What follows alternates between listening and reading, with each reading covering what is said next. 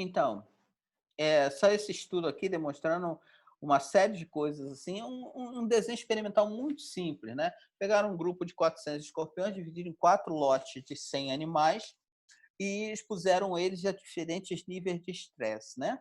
Então aqui, um dado interessante é esse aqui, ó, o grupo alimentado, alimentado e com água, eles demoraram 400 dias para começar a ter algum tipo de letalidade, né. Agora o grupo que starvou completamente, sem água nem alimentação, demorou 50 dias até que todos morressem, né. Então isso tem para a gente um reflexo importante, assim, porque normalmente as ações de vigilância, elas estão voltadas para a questão da alimentação dos animais, pelo controle de insetos domésticos e também das condições ambientais, essa coisa toda, né. Uma outra coisa que é muito interessante, é que quando a gente olha a sazonalidade dos acidentes por animais peçonhentos no Brasil, a gente vê que realmente a gente vê um maior número de acidentes no verão, diminui no inverno e aumenta normalmente, né? Ou seja, a temperatura ela tem uma influência grande sobre a dinâmica dos acidentes com animais peçonhentos no Brasil. E aí inclui serpente, aranha, escorpião, abelha, todo mundo, né? Agora, quando a gente tira os escorpiões e faz essa análise em Brasil, a gente nota uma curva muito mais flat, né? Ou seja, a gente tem muito menos variação dos acidentes com escorpião no Brasil ao longo de todo o ano. O que mostra é que a temperatura ela vai ter um efeito mais moderado sobre a dinâmica desses acidentes, aí, como a gente vê nesses números. E aí também a situação de modificação, o modelo de ocupação de solo, ele passa a ter uma importância grande para o escorpionismo, né. Esse aqui é um dos municípios que a gente trabalha, né, Rio das Flores, e era um município coberto de Mata Atlântica, claro que ela foi desmatada para ocupação, né, de ambiente, e nessa área de desmatamento a prefeitura fez um projeto habitacional. E esse daqui, por conta do contato direto com essa área desmatada, que é um favorecimento para cerrolatos. O cerrolatos não é um escorpião de floresta, ele não gosta de floresta preservada, ele ocorre com muito mais frequência e abundância em áreas que são modificadas pelo homem, né? Esse condomínio daqui, ele teve sérios problemas de escorpião. E a creche municipal, que ficava nesse condomínio, ela teve que ser interditada. Ela foi desativada por conta da ocorrência frequente com escorpiões nessa situação. É, um dos paradigmas que a gente tem é trazer a discussão do escorpionismo, a realidade da discussão do escorpionismo, para as nossas cartilhas de saúde pública. Por exemplo, cai no concurso. O aumento da rede de esgotamento sanitário é um fator positivo ou negativo para a saúde pública? Claro que é positivo. Para escorpião é negativo. Por quê? A gente tem uma correlação positiva entre as redes de esgoto, galerias de água e a ocorrência de escorpião. Ali eles encontram um substrato de difícil acesso para nós e extremamente favorável para a proliferação e dispersão desses animais. Então, não é um problema trivial controlar escorpião em área urbana. E área urbana mesmo. Aqui em Niterói, a gente tem aparecimento dessa espécie de escorpião ali ao redor do Campo de São Bento, no Largo do Marrão, aqui na Zona Norte, no Fonseca, no Barreto, em vários locais, porque esse animal, como ele é próximo ao homem, ele também vai sendo introduzido com cargas e movimentação de materiais, né? Isso é que faz com que, desde 2011, a gente propôs lá no Instituto é, a, a considerar o escorpião e aplicar ao escorpião o conceito de praga urbana, né? E aí a gente passa a olhar, quando a gente vai fazer ações de vigilância e controle, a teoria dos 4 As. Então, a gente primeiro identifica o acesso, como é e por onde que esse animal chegou até ao nosso convívio, aonde que ele está sobrevivendo, qual é o abrigo que ele tem, quais são suas fontes de alimento, que normalmente são os insetos domésticos, e a água, de onde ele está tirando a fonte de água dele, tanto para beber quanto para umidade, porque escorpião, eles precisam de umidade para sobreviver. A gente passa isso, como eu falei para vocês, assim, um dos nossos parceiros mais frequentes são os serviços de vigilância aqui, municipal do estado do Rio de Janeiro. A gente aprende muito e a gente vê muito o veterinário atuando nisso, né? Então a gente vai lá, capacita esse pessoal. A gente está para ir agora em Piraí, que é uma cidade que a gente dá uma consultoria há muito tempo, e ela apareceu agora um escorpionismo lá, a veterinária lá, coitado, está subindo pelas paredes, está aparecendo escorpião para todo que é lado. Então a gente faz um treinamento teórico e prático, né? Leva as pessoas para identificar quais são os fatores de risco, como interagir com a população, isso é fundamental. Não adianta chegar lá falando nossos termos técnicos que são ininteligíveis para a maioria da população brasileira, né? E identificar a realidade das pessoas. Esse senhor daqui, ele estava em cima desse degrau aqui, e a primeira telha que a gente levantou já tinha escorpião a menos de um palmo do dedo dele, né? E quando a gente foi vistoriar a parte de trás da casa, a gente encontra essa realidade de acumulação aqui, né? Que a gente já discutiu lá no início, quando começou a falar de lacraia, né? Então a gente tem que ver isso, né? Escorpião, como eu falei para vocês, eles procuram umidade e vão encontrar escorpião dentro de frestas, né? Em frestas naturais, como essas daí de barranco, mas também nas casas, né? Isso vai favorecer muito a ocorrência desses animais e dificulta o trabalho. Eles vão procurar as fontes de umidade, essa é uma caixa de gordura, onde também encontra alimento, que são as baratas domésticas, então a gente tem que associar sempre as medidas de controle de escorpionismo para o controle de insetos domésticos, principalmente de baratas, né? Aí a gente vê a mesma situação, e por aqui esse canto estava quebrado, ele tinha acesso, né? É uma construção mal feita, aí ele entra e vai ter acesso para dentro das casas através de ralos, né? E aí medidas simples como a telagem de ralos, né? Tampar os buracos, essa coisa já ajudam muito na diminuição do risco do aparecimento desses animais dentro das casas, né? Essa daí é uma outra situação. Notem, esse animal tem tanto o formato quanto o colorido do corpo adaptado para ele mimetizar, se camuflar no ambiente, né? Isso aí era um artefato de madeira que estava sendo transportado e aí um escorpião sendo tomando carona e indo parar dentro da casa das pessoas, né? Uma outra situação que a gente encontra também de associação positiva é material de construção, né? Em vários tipos de material de construção também a gente encontra infestação de escorpião, fazendo com que eles sejam introduzidos nessas áreas. Em 1992, acredito que boa parte da nossa audiência não tivesse nascido ainda, eu dei uma consultoria para um condomínio, que na época era o condomínio mais luxuoso que tinha no Rio de Janeiro, que era o Novo Leblon, na Barra da Tijuca.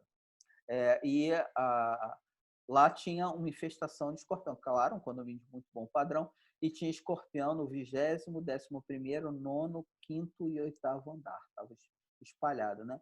E os escorpiões eles tinham se dispersado pelos dutos de exaustão do banheiro. Então, as pessoas estavam tomando banho e caiu escorpião na cabeça delas, né?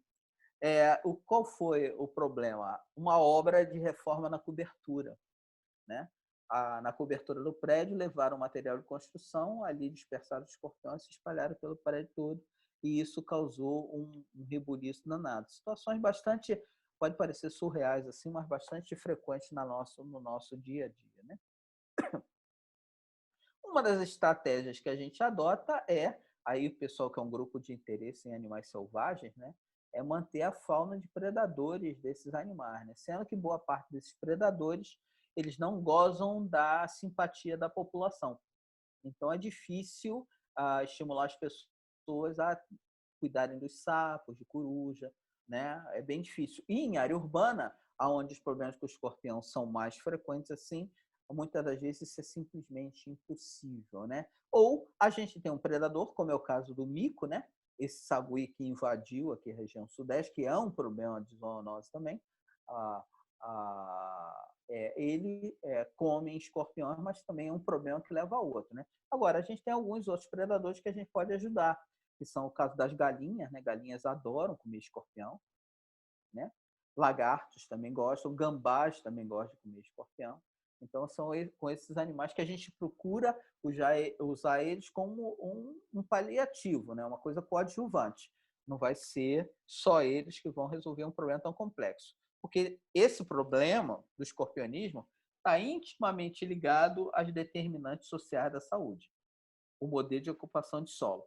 Esse aqui é o bairro de Bento Ribeiro, zona norte do Rio de Janeiro, um bairro com adensamento populacional muito grande, e aqui tem aquela autoconstrução que eu falei para você, né? Cada membro da família que casa é um andar que é construído na casa, né?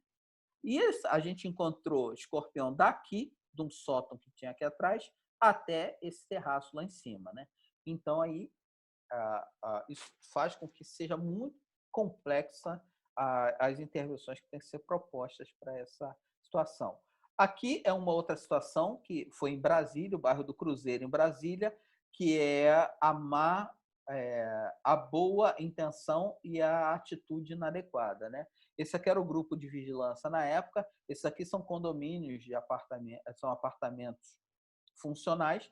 E aqui começou a aparecer nas caixas, a escorpião nas caixas de verificação, e o pessoal aplicou inseticida de maneira inadequada aqui. E aí foi parar escorpião em todos os apartamentos do condomínio, né? Esse aqui é o globo de luz colocado no forro da cozinha desse apartamento aqui. Lá do outro lado, lá no quarto andar desse prédio, né? Aí, então, dispersou escorpião para tudo que é lado.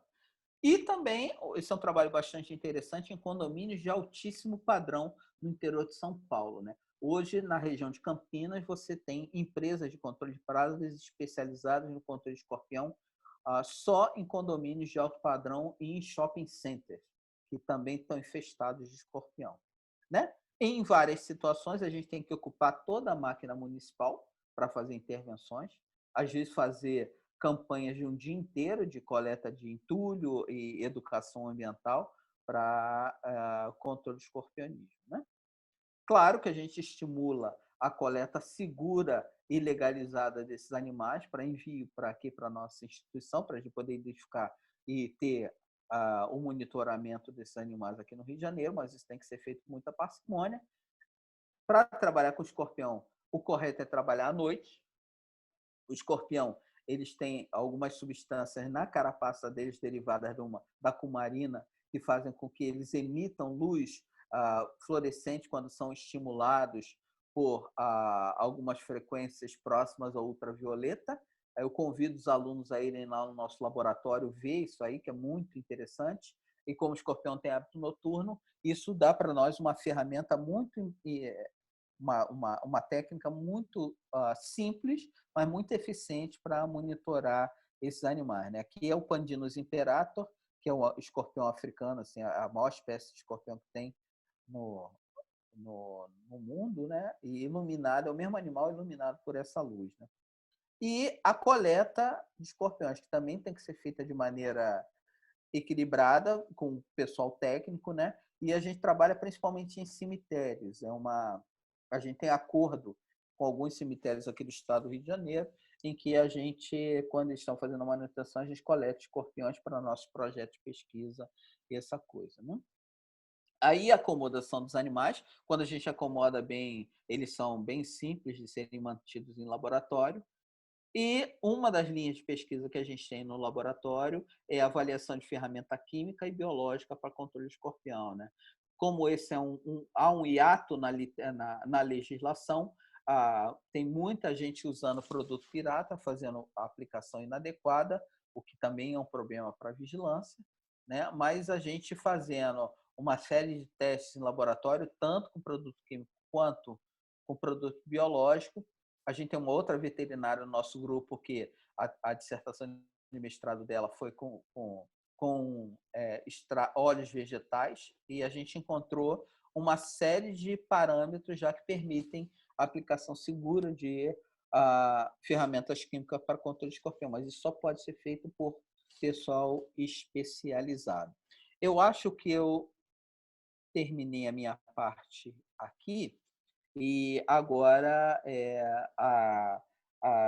a Karina vai falar com vocês. Agora eu queria explicar um pouco do trabalho da Karina, o contexto dele. Primeiro, é assim, Há muitos anos eu venho participando de fóruns com colegas veterinários e tem muitos colegas que trabalham em clínica, e os acidentes com animais de estimação, eles sempre chamaram atenção, e a desassistência, a falta de informação sobre esses acidentes assim era sempre um ponto nessas discussões, né? E aí há muito tempo que eu queria olhar isso e realmente olhando a literatura havia muito pouca coisa, né? Teve uma primeira iniciativa lá atrás, mas o aluno, como era um trabalho meio árduo, ele se tornou difícil e ele tinha pouco tempo e aí quando a Karina chegou no laboratório a gente propôs a ela e ela abraçou essa proposta de pesquisa, que é uma proposta inicial, né? A gente teve que penar um tanto por conta da falta de bancos de dados e bancos de informação que a gente pudesse utilizar, porque a gente não tem bancos específicos para esse tipo de informação, mas é um primeiro passo que a gente espera que outros alunos venham agregar ao conhecimento para ele. Eu vou sair aqui do compartilhamento da minha tela e eu estou com a sua apresentação aqui, Karina. Você quer ligar o seu microfone e eu vou passando aqui? Eu prefiro passar, mas se ficar muito Não, complicado, então eu vou passar para você, então. Tá bom? tá bom. Eu vou tentar fazer rápido porque a gente já está com o horário apertado. Jura? Uhum.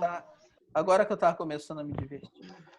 Eu queria fazer uma breve reflexão aqui, porque nós havíamos proposto até às 8, podendo estender até às 8h30. A Karina já está com 5 minutos para falar. Cláudio, nós temos duas opções. Ou a gente, eu estou andando aqui como mediador, ou a gente segue direto e adentra, ou a gente poderia, e aí vai depender da sua disponibilidade, né? Porque esses 4 minutos que faltam, que eu já gastei talvez eu vou fazer um convite e uma proposta. Você vai ser franco comigo.